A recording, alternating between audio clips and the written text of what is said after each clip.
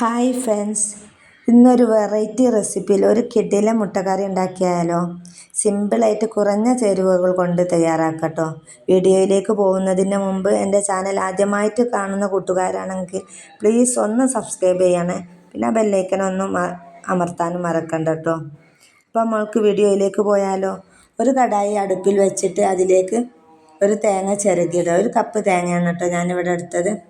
അതിലേക്ക് 2 ചീരുള്ളി ഇട്ടിട്ട് നന്നായി വറുത്തെടുക്കുക കേട്ടോ. മൊരിച്ചെടുക്കണം കേട്ടോ, പക്ഷെ കരിയാനും പറ്റൂല. അങ്ങനെ നന്നായി വറുക്കണം കേട്ടോ. നല്ലവണ്ണം വറുത്തതിൻ്റെ ശേഷം നമുക്ക് ആ തേങ്ങ അതിലേക്ക് വറുക്കുമ്പോൾ നമുക്ക് പൊടിച്ചതുണ്ടെങ്കിൽ അതിട്ട് കൊടുക്കുക. പൊടിക്കാത്ത പെരുംജീരകമാണെങ്കിൽ അത് ഇതിലേക്ക് ഇട്ട് കൊടുക്കുക കേട്ടോ. എന്നിട്ട് നല്ലവണ്ണം ഇളക്കി യോജിപ്പിക്കുക കേട്ടോ. അപ്പോൾ നമുക്ക് നമ്മൾ തേങ്ങ ഒക്കെ അവിടെ വറുത്ത് ഉഷാറായി വന്നിട്ടുണ്ട്. അതൊരു പാത്രത്തിലേക്ക് മാറ്റട്ടോ, തണുക്കാൻ വെക്കാം. പിന്നെ ആ ചീനച്ചട്ടിയിൽ തന്നെ നമുക്ക് കുറച്ച് ഓയിൽ ഒഴിച്ച് കൊടുത്തിട്ട് നേരത്തെ അരിഞ്ഞെടുത്ത സവാള അല്ലേ, അത് പച്ചമുളക് കറിവേപ്പിലയും ഇതിലേക്ക് ഇട്ട് കൊടുക്കുക കേട്ടോ. അങ്ങനെ നല്ലവണ്ണം വാട്ടുക കേട്ടോ. നല്ലവണ്ണം വാട്ടിയതിൻ്റെ ശേഷം നമുക്ക് ഇതിലേക്ക് അല്പം ഉപ്പ് ചേർത്ത് കൊടുക്കുക. പെട്ടെന്ന് വഴണ്ടി വരാൻ വേണ്ടിയിട്ടാണ് കേട്ടോ ഉപ്പ് ആദ്യം ചേർക്കുന്നത്. ഞാൻ എപ്പോഴും വീഡിയോയിലേക്ക് പറയുന്നതാണ്, ഉപ്പ് ആദ്യം ചേർത്ത് കൊടുക്കുക. അപ്പോൾ പെട്ടെന്ന് ഉള്ളിയൊക്കെ വഴണ്ടി വന്നോളൂ കേട്ടോ. പിന്നെ നമ്മുടെ ഇഞ്ചി വെളുത്തുള്ളിൻ്റെ പേസ്റ്റും പൊട്ടാറ്റോ അരിഞ്ഞതും ചേർത്ത് കൊടുക്കുക കേട്ടോ. പൊട്ടാറ്റോ കനം കുറച്ചിട്ട് അരിയണം കേട്ടോ. അതും കൂടെ ഇതിലേക്ക് ഇട്ട് കൊടുക്കുക കേട്ടോ. അത് നന്നാക്കി നമുക്ക് ഇളക്കി യോജിപ്പിക്കുക. പൊട്ടാറ്റോ ഒക്കെ ഇതിലെന്ന് തന്നെ വെന്തോളൂ കേട്ടോ, കനം കുറഞ്ഞ് അരിഞ്ഞാൽ മതി കേട്ടോ. അപ്പോൾ നന്നാക്കി ഇളക്കി യോജിപ്പിച്ചതിൻ്റെ ശേഷം നമുക്ക് ഇതിലേക്കുള്ള വെളുത്തുള്ളി ഇഞ്ചിൻ്റെയൊക്കെ പേസ്റ്റും അത് ഇതിലേക്ക് ഇട്ട് കൊടുക്കുക.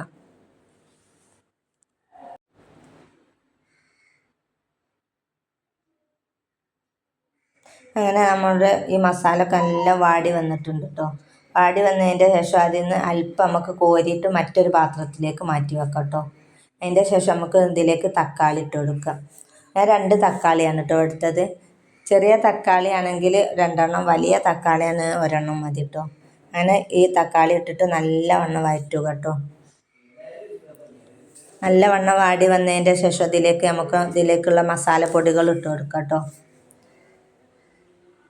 നല്ലവണ്ണം ഇപ്പോൾ അതാ വാടി വന്നിട്ടുണ്ട്. ഇനി ഇതിലേക്കുള്ള മസാലപ്പൊടികൾ ഇട്ട് കൊടുക്കാം നമുക്ക്. 1/4 ടീസ്പൂണ് മഞ്ഞൾപ്പൊടിയും 3 ടീസ്പൂണ് മല്ലിപ്പൊടിയും 1/4 ടീസ്പൂണ് ഗരം മസാല ഇട്ട് കൊടുത്തിട്ടുണ്ട്. പിന്നെ കുരുമുളകും പൊടിയും 1 ടീസ്പൂണ് മുളകും പൊടിയാണ് ഇട്ടെടുത്തത്. സിമ്പിളായിട്ടുള്ളൊരു കറിയാണ്.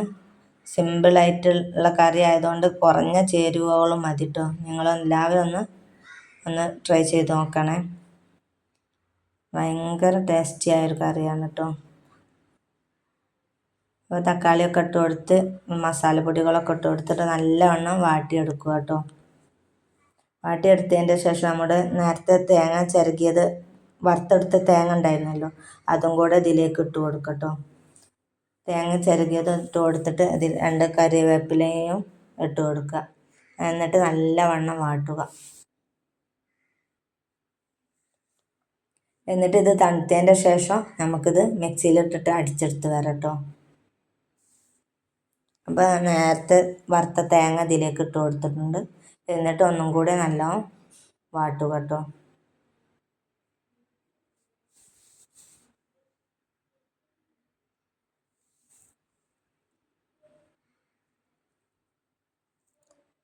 പിന്നെ 2 കറിവേപ്പിൻ്റെ ഇതളും കൂടെ എടുത്തിട്ട് ഇതിലിട്ട് കൊടുത്തിട്ടുണ്ട്. എന്നതിൻ്റെ ശേഷം നല്ല ഇളക്കി യോജിപ്പിച്ചതിൻ്റെ ശേഷം നമുക്കിത് മിക്സിയിലിട്ട് അടിച്ചെടുത്ത് വരാം. നേരത്തെ എടുത്ത് കോരി വെച്ചിട്ടുണ്ടായിരുന്നല്ലോ നമ്മൾ ആദ്യം കിഴങ്ങും ഉള്ളിയും കൂടി, അത് സെപ്പറേറ്റ് ഇത് ഇടരുത് കേട്ടോ. അത് വേറെ ഇടാൻ വേണ്ടിയിട്ടാണ്. അത് അങ്ങനെ മാറ്റി വെക്കുക. എന്നിട്ട് ഒരു കടായി അടുപ്പിൽ വെച്ചിട്ട് അല്പം ഓയിൽ ഒഴിച്ചിട്ട് അതിൽ കടുകിട്ട് മുപ്പിക്കട്ടോ. അപ്പോൾ നമ്മുടെ കടുകൊക്കെ നല്ല പൊട്ടി വന്നതിൻ്റെ ശേഷം അതിൽ വറ്റൽമുളക് ഇട്ട് കൊടുക്കുക. എൻ്റെ അടുത്ത് വറ്റൽമുളക് ഇല്ലാത്തതുകൊണ്ട് ഞാൻ ചുവന്ന മുളക് പച്ച കൊണ്ടുവന്ന് വെച്ചാൽ ചുവന്നിട്ടുന്നു, അതാണ് ഇട്ട് കൊടുത്തത്. അതിട്ട് കൊടുത്തതിൻ്റെ ശേഷം നമുക്ക് 2 ഗ്രാമ്പും 2 ഏലക്കായും 1 പട്ടയും ഇട്ടിട്ട് മൂപ്പിച്ചെടുക്കാം കേട്ടോ. അത് നല്ല സ്മെല്ലായിരിക്കും കേട്ടോ. അപ്പോൾ അതിൻ്റെ ശേഷം നമ്മൾക്ക് ഈ മസാല നേരത്തെ മാറ്റി വെച്ചിരുന്നല്ലോ നമ്മൾ, ആ ഉള്ളിയും അല്ല പൊട്ടാറ്റോ അത് മാറ്റി വെച്ചത് ഇതിലേക്ക് ഇട്ട് കൊടുക്കട്ടോ. എന്നിട്ട് നല്ലവണ്ണം ഇട്ട് ഇളക്കുക കേട്ടോ. ഒരു തണ്ട് കറിവേപ്പിലയും കൂടി ഇട്ട് കൊടുക്കാം. എന്നിട്ട് നല്ലവണ്ണം മാറ്റിയതിന് ശേഷം നമുക്ക് നേരത്തെ അരച്ച മസാലക്കൂട്ടില്ലേ അത് ഇതിലേക്ക് ഒഴിച്ചു കൊടുക്കുക. അപ്പോഴേക്കും മറ്റൊരു പാത്രത്തിൽ മുട്ട പിഴിഞ്ഞ് വെക്കണം കേട്ടോ. മുട്ട തോലിയൊക്കെ കളഞ്ഞതിൻ്റെ ശേഷം ആ മുട്ട ഇതിലേക്ക് ഇട്ട് കൊടുത്ത് നല്ലവണ്ണം ഇളക്കുക കേട്ടോ. ഭയങ്കര നല്ല സ്മെല്ല് വരുന്നുണ്ട് കേട്ടോ ഈ കറിക്ക്. നോമ്പല്ലേ അല്ലേ? അപ്പോൾ നോമ്പ് തുറന്നതിൻ്റെ ശേഷം നമുക്ക് സെർവ് ചെയ്യാം. അപ്പം നല്ല മുട്ടൊക്കെ ഇതിലേക്കിട്ട് ഇളക്കിയതിൻ്റെ ശേഷം അല്പം ഓയിൽ അതിൻ്റെ മുകളിൽ ഒഴിച്ച് കൊടുക്കുക. കുറച്ച് കറിവേപ്പിലയും 2 തണ്ട് കറിവേപ്പില, അല്പം മല്ലിച്ചപ്പിൻ്റെ ഇല, കുറച്ച് കുരുമുളക് പൊടി ഒക്കെ അതിൻ്റെ മുകളിൽ, കുറച്ച് അല്പം ഗരം മസാലയിട്ട് അതിൻ്റെ മുകളിലിട്ട് വിതറുക കേട്ടോ. വിതറിയതിൻ്റെ ശേഷം ഉപ്പ് നോക്കുക. ഉപ്പ് നോക്കിയതിൻ്റെ ശേഷം ഇതൊക്കെ ചെയ്യാൻ പറ്റുള്ളൂ. ഉപ്പ് നോക്കിയതിൻ്റെ ശേഷം ഉപ്പില്ല എങ്കിൽ അല്പം ഉപ്പിട്ടിട്ട് യോജിപ്പിക്കുക കേട്ടോ. ഇളക്കിയതിൻ്റെ ശേഷം ആണ് ഇതൊക്കെ ചെയ്യേണ്ടത്. ഓയിൽ ഒഴിച്ച് കൊടുക്കേണ്ടതും ഗരം മസാലയും മുളകും പൊടിയല്ല കുരുമുളകും പൊടിയും ഒക്കെ ഇട്ടിട്ട് അതിൻ്റെ മുകളിൽ ഇട്ട് കൊടുക്കുക. കറിവേപ്പിലയും മല്ലിച്ചപ്പും കൂടി അതിൻ്റെ മുകളിൽ വിതറി കൊടുക്കുക.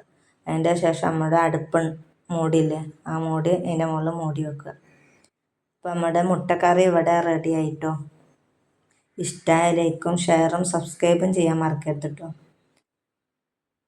അങ്ങനെ മുട്ടക്കറി ഇത് ഇപ്പം തന്നെ എടുക്കാൻ പറ്റൂല. അങ്ങനെയൊക്കെ റെഡി ആക്കിയതിൻ്റെ ശേഷം നമുക്ക് അടുപ്പ് മൂടി വെക്കണം. മൂടി വെച്ചിട്ട് ഒരു 10 മിനിറ്റ് വരെ നമുക്ക് വെയിറ്റ് ചെയ്യാം. അതുവരെ ഇതിൻ്റെ സ്മെല്ല് ഇങ്ങനെ അടിച്ചുകൊണ്ടേ ഇരുന്നോളൂ നിങ്ങൾ. അപ്പോൾ 10 മിനിറ്റിന് ശേഷം നമുക്ക് എടുത്ത് ഉപയോഗിക്കാം കേട്ടോ. മറ്റു റെസിപ്പി ആയിട്ട് നാളെ വരാം.